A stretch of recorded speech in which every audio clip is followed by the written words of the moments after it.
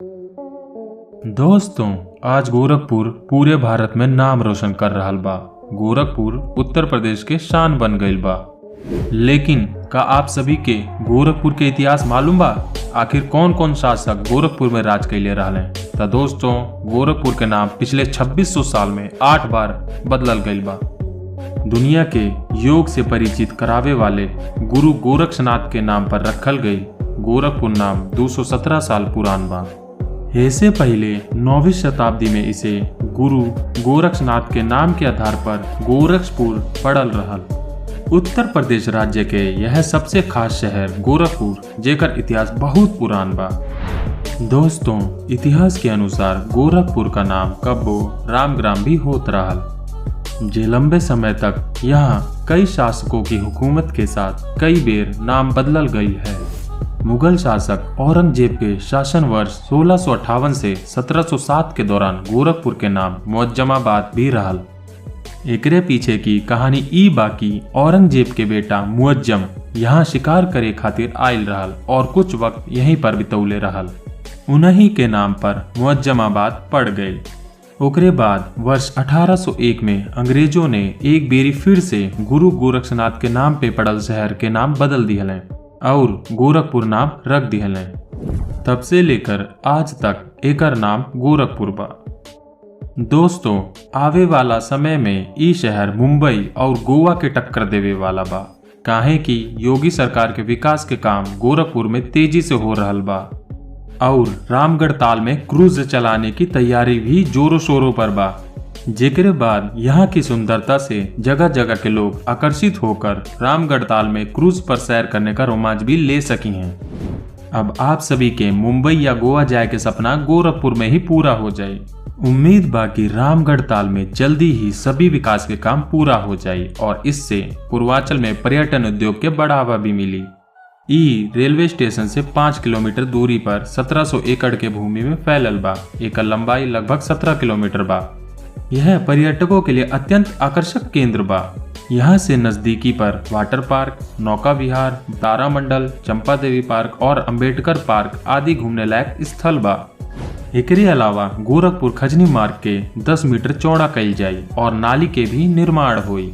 लगभग 22 किलोमीटर लंबे मार्ग के निर्माण पर 72 करोड़ रुपए की लागत आयल बा, जो गोरखपुर खजनी मार्ग नौसड़ से छपिया, जैतपुर, खजनी तहसील तक जाई। आगे चलकर ई मार्ग तहसील से होकर महादेवा के पास पूर्वांचल लिंक एक्सप्रेसवे में मिल जाई। ई गोरखपुर के लोगन खातिर कोनो वरदान से कम नाही बा। गोरखपुर एक प्रसिद्ध धार्मिक केंद्र भी बा, जौन अतीत से ही बौद्ध, हिंदू, मुस्लिम, जैन और सिख संतों के साधना स्थल भी रहा। यहाँ पर प्रसिद्ध गोरखनाथ मंदिर अभी भी नाथ संप्रदाय के पीठ बा। ई महान संत परमहंस योगानंद के जन्म स्थल भी बा।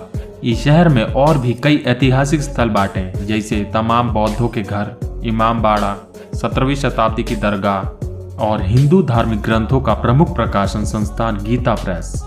गोरखपुर का रेलवे स्टेशन एशिया के सबसे बड़ा रेलवे स्टेशन बा और ई railway station Guinness book of world records में शामिल बा।